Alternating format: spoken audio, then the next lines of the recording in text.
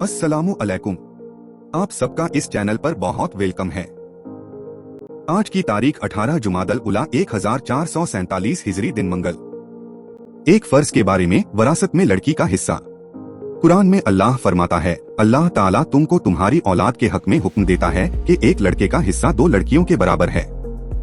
वालिदैन की वरासत में लड़के के 2 हिस्से और लड़की का 1 हिस्सा होता है, जिसका अदा करना फर्ज है। एक सुन्नत के बारे में, फसाद करने वालों पर गलबा पाने की दुआ। फितना व फसाद करने वालों पर गलबा पाने के लिए इस दुआ का एहतिमाम करना चाहिए। मेरे परवरदिगार, मुझे फसाद करने वाली कौम पर गलबा अता फरमा। एक अहम अमाल की फजीलत, अल्लाह के रास्ते में पहरेदारी करना।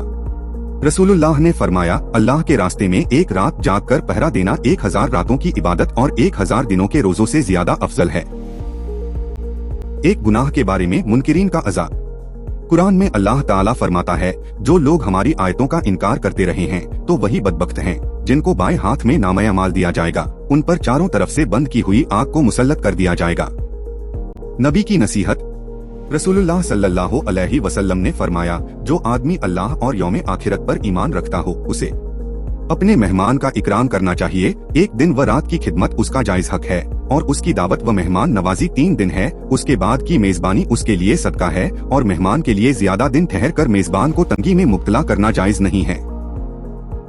आप सबका बहुत शुक्रिया। उम्मीद है आप मेरे साथ जुड़े रहेंगे और मेरे चैनल को अपने दोस्तों और रिश्तेदारों के साथ शेयर करेंगे। खुदा हाफिज। इंशाअल्लाह फिर मिलेंगे।